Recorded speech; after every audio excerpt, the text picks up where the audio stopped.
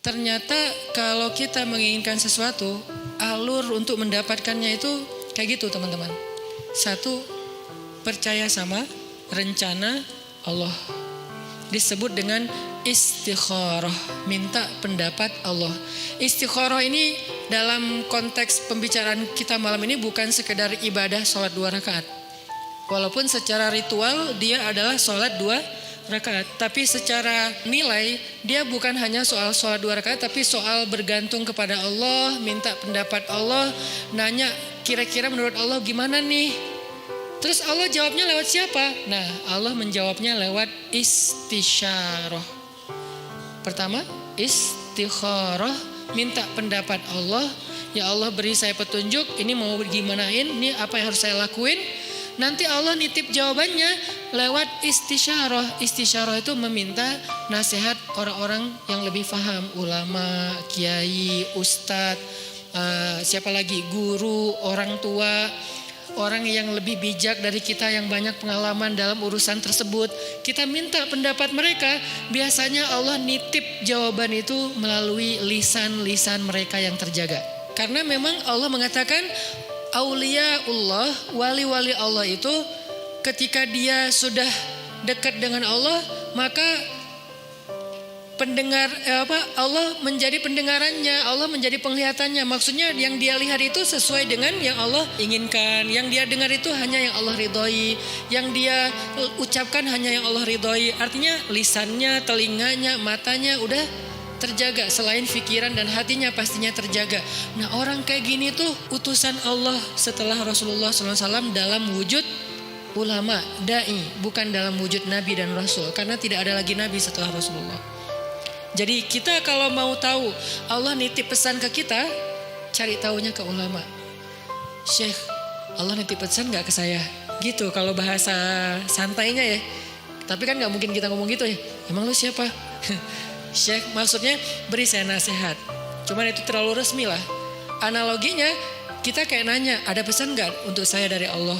Lewat siapa nanya pesan untuk saya dari Allah? Lewat orang solih yang lisannya terjaga. Biasanya Allah akan titipkan pesan lewat lisan mereka untuk kita.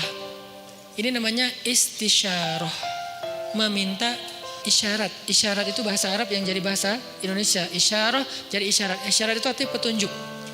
Jadi kalau ada yang ngasih isyarat berarti ngasih petunjuk. Itu arti sebenarnya dari isyarah. Jadi istisyarah meminta isyarat atau meminta nasihat yang sifatnya menunjukkan jalan mana yang baik yang harus kita jalanin.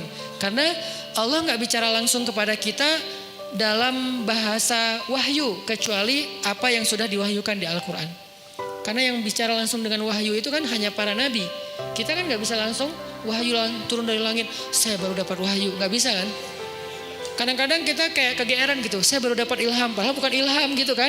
Ilham dari siapa dulu nih? Bisa jadi ilham dari wasawisus syaitan. Siapa tahu ilham kita tentang komen, tentang caption, tentang postingan, tentang repost, broadcast, itu bukan dari Allah, dari setan, karena tidak terjaganya kita. Kalau para ulama, insya Allah mereka terjaga, Allah yang jaga mereka. Sehingga insya Allah ilham mereka itu gak dari mana-mana. Apalagi mimpi ulama itu adalah benar. Mimpi Nabi wahyu, mimpi ulama benar. Itu satu tingkat di bawah para nabi. Bahkan disebutkan mimpi ulama adalah satu bagian dari 70 bagian kenabian. Nabi itu kan punya banyak bagian kenabian, nubuwah namanya. Nah, satu bagian dari 70 bagian itu adalah mimpi yang benar dari seorang ulama atau orang soleh. Sehingga saya merasa bahwa minta nasihat dan minta doa dari Habib Ali Zainal Abidin itu bagian dari isyarah. Setelah itu ini nggak harus berurutan ya, istikharah, isyarah itu nggak harus berurutan. Bisa yang mana yang memungkinkan duluan. Akhirnya kemudian saya istikharah, minta Allah, ya Allah saya pengen ketemu Nabi. Pas umroh ternyata bisa ziarah Nabi di depan makam Nabi. Selain sholawatan, saya ngomong gitu semampu saya. Walaupun sebetulnya malu gitu mau ketemu Nabi. Kenapa? Amalan kurang, sholawat kurang. Ujuk-ujuk datang minta banyak request gitu kan. Kayak ngerasa gak pede. Tapi mau ke siapa lagi? Meminta nasihat dalam bahasa kayak apa ya? Kayak orang lagi berkunjung gitu. Walaupun pastinya doanya kepada Allah. Jadi saya bukan berdoa kepada Nabi ya. Berdoa kepada Allah. Cuman lagi ziarah tuh kayak ngomong gitu. Sebagaimana Nabi bicara dengan Khadijah ketika ziarah makam Khadijah. Ya Rasul, saya gimana ya?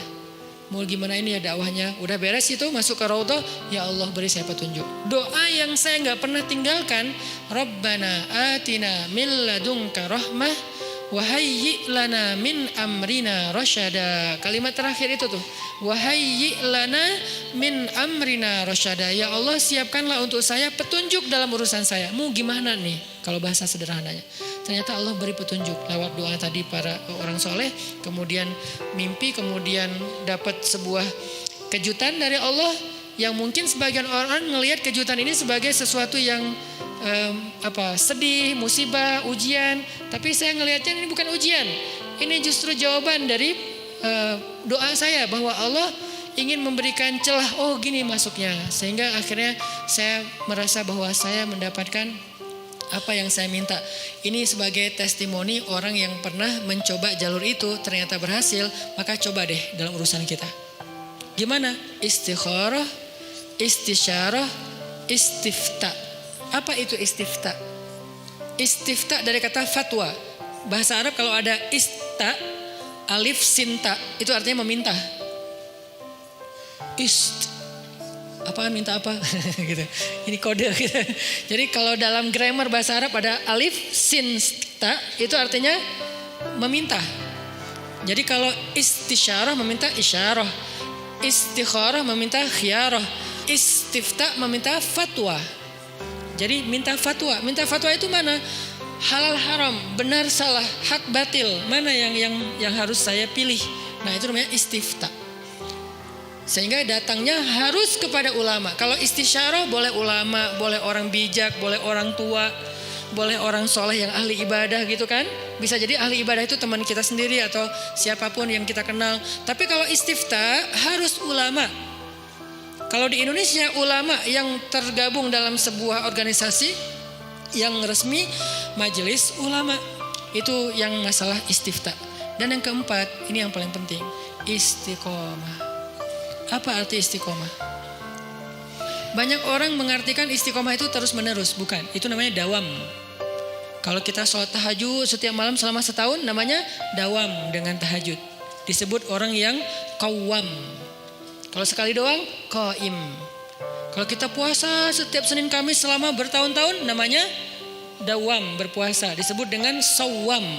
Kalau sekali doang, shaim. Kalau cewek, shaimah. Nih, berarti so'imah ini puasa cowok, puasa cewek. So'imah.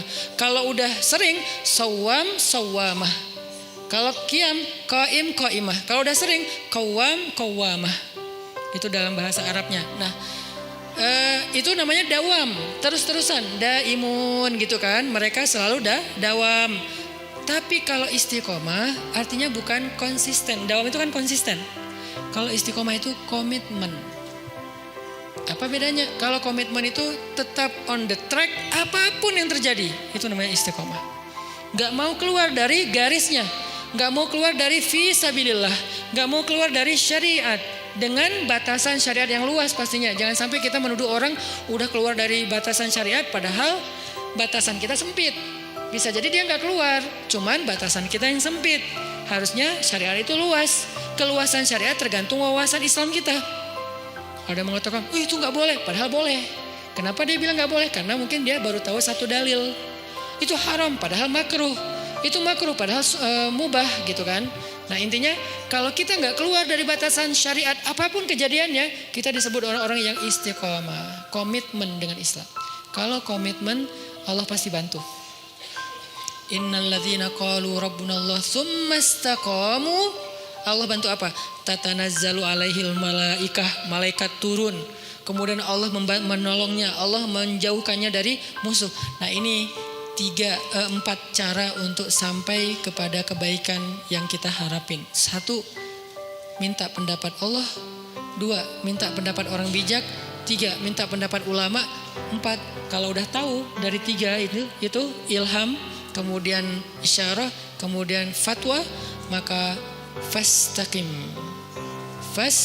Fastaqim, tetaplah di situ, jangan melenceng walaupun sekedar mata ataupun perasaan. Apalagi sampai kaki kita melenceng, walaupun sekedar mata aja atau perasaan Rabbana la tuzigh qulubana. Ya Allah, jangan biarkan hati kami tergelincir. Ya muqallibal qulub tsabbit qulubana.